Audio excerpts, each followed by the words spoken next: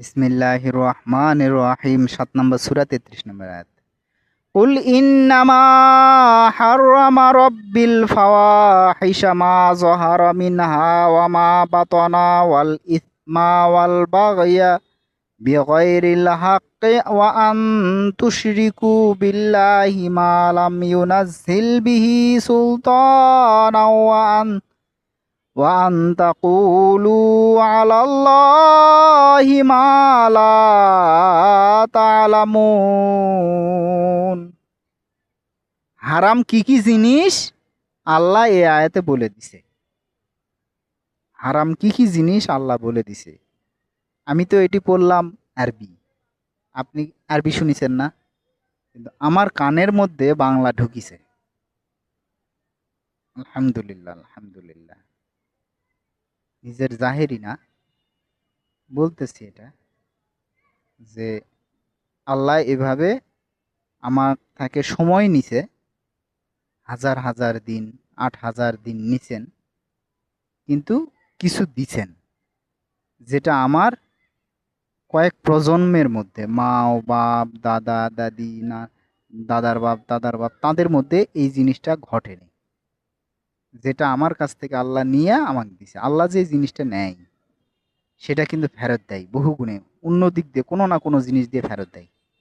অর্থটা পড়ি, নিশ্চয় বলে দেন নবী, নিশ্চয় আল্লাহ, নিশ্চয় আমার প্রতিপালক নিষিদ্ধ করিয়াছেন প্রকাশ্য অশ্লীল এবং গোপন অশ্লীল, প্রকাশ্য পাপ, গোপন পাপ, অসঙ্গত বিরোধিতা। আপনি তো সারাদিন বিরোধিতায় লিপ্ত থাকেন।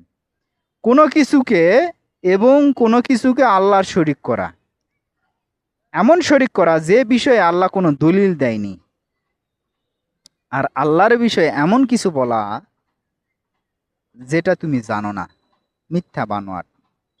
এটা সারাদিনই আপনি কন, বলিছে আল্লাহ, বলিছে আল্লাহ, ইসলামে এটাই আছে, ফস করে একটা কথা কথা কয়ে দেন, অথচ ওটা ইসলামে নেই, অথচ ওটা আল্লাহ বলেননি। কুল মান হাররামা, আল্লাহ বলতেছেন কুল, বলে দেন আপনি, নিশ্চয় ইন্নামা হাররামা, হারাম করেছেন, নিষিদ্ধ করেছেন, রব্বি আমার প্রতিপালক, ফাওয়াহিশা, ফাহিশা কাজ, অশ্লীল, মা জহারা যেটা প্রকাশ্য, মিনহা ওয়ামা বাতানা এবং যেটা বাতেনি, জাহেরি বাতেনি অশ্লীল কাজ হারাম। আপনি তো গোপনে পাইলেই তো খারাপ ছবি দেখেন। আস্তাক ফিরুল্লাহ, আস্তাক ফিরুল্লাহ। আল্লাহর আশ্রয় চাচ্ছি, আল্লাহ আমাদেরকে রক্ষা করেন, আল্লাহ আমাদেরকে রক্ষা করেন, আল্লাহ আমাদেরকে রক্ষা করেন, আমাদের পরিবার পরিজন বংশধরদেরকে রক্ষা করেন।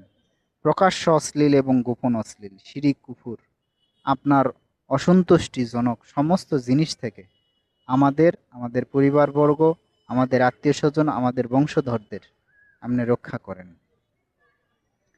আল্লাহ হারাম করে দিছে যেটা প্রকাশ্য অশ্লীল। আপনি তো খারাপ ছবি, নাংটা ছবি দেখিচ্ছেন গোপনে, প্রকাশ্যেও দেখিচ্ছেন, গোপনেও দেখিচ্ছেন, দেখিচ্ছেন না, দেখিচ্ছেন, এটা হারাম।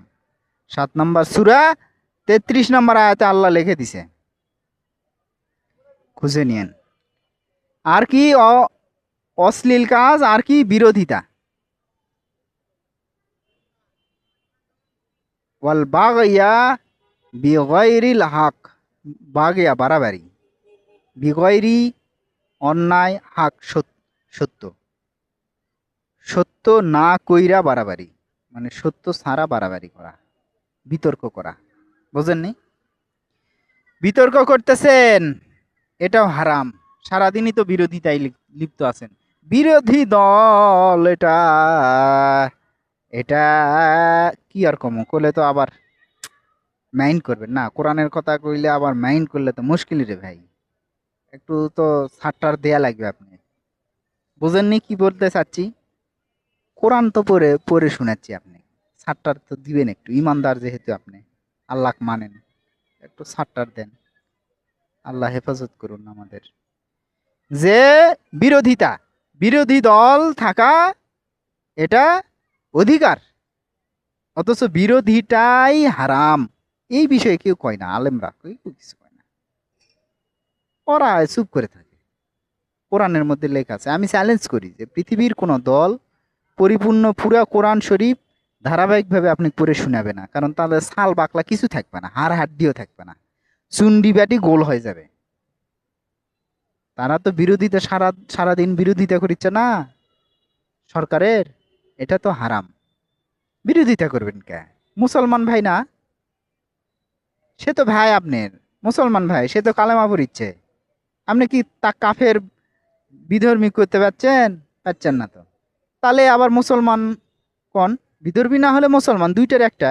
তাহলে মুসলমান যদি হয়, সে তো কালেমা পড়িচ্ছে, নামাজ পড়িচ্ছে, হজ করিচ্ছে, জাকাত দিচ্ছে না সরকাররা, এমপি মন্ত্রীরা? তাহলে তাদেরকে আপনি বিরোধিতা করবেন কে? মুসলমানের বিরোধিতা করবেন কে? আচ্ছা, ইহুদি খ্রিস্টানেরই কি বিরোধিতা করা যাবে জাগতিক বিষয় নিয়ে? না।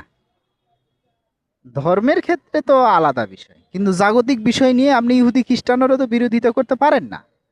বিরোধী দল কয়ে দিছে সাংবিধানিক অধিকার, এটা তো কোরআন বিরোধী কথা। আল্লাহ সম্বন্ধে এমন কথা বলা যা তুমি জানো না। আল্লাহর বিষয়ে অনেক কথা বলে ফেলেন আপনি না জানে, মূর্খতা হইয়া। নিশ্চয় আমার প্রতিপালক হারাম করেছেন প্রকাশ্য পাপ, প্রকাশ্য অশ্লীল, গোপন অশ্লীল। আল্লাহর কোরআন কোনো জিনিসই বাদ রাখেনি, কোনো জিনিস বাদ রাখেনি। এই জন্যই আমি বারবার করি যে আল্লাহর কোরআন হলে আর কিছুই লাগবে না, এই পৃথিবীর কোনো বইয়েরই দরকার নাই। কোরআন এবং হাদিস একই জিনিস। কোরআনটা পড়া যায়, তেলাওয়াত করা লাগে, আর হাদিস তেলাওয়াত করা লাগে না, এইটুকু পার্থক্য। কিন্তু হাদিসটাও তো আল্লাহরই কথা। আল্লাহ তো কোরআনে লিখেই দিচ্ছে যে মোহাম্মদ যা দেয় সেটা গ্রহণ করো, কারণ ওটা আল্লাহর। সে কোনো কথাই বলে না আল্লাহর ওহি ছাড়া, বার্তা ছাড়া। তার মানে মোহাম্মদ সাল্লাল্লাহু আলাইহি সাল্লামের মুখ দিয়ে যাই কথা বাড়াছে সেটা আল্লাহর কথা, আল্লাহ বলে দিয়ে ওটা বলাইছে। বুঝেননি? তার মানে কোরআন, মূলটা কোরআন। নবীরা তো কোরআনই। কোরআনের একটা মানুষ দেখতে গেলে তো আপনি নবীক দেখা লাগবে। আয়েশা রাদিয়াল্লাহু আনহা বলিছে না, কোরআনটাই নবীর স্বভাব, আলাদা কিছু না। মানে নবী কোরআন, কোরআন জটিল পাকালে আপনারা নিয়েন না। আমি আধ্যাত্মিক কথা করছি। মানে নবীটাই হচ্ছে আমাদের নবী, হচ্ছে কোরআনেরই একটা বাস্তব রূপ। কোরআনটা কেমন, এটা নবী সেটার চরিত্র। কোরআনে বিরোধিতা নিষিদ্ধ। আল্লাহ শরীক ইসলাম বিষয়ে এমন কথা বলা যেটা আপনি জানেন না।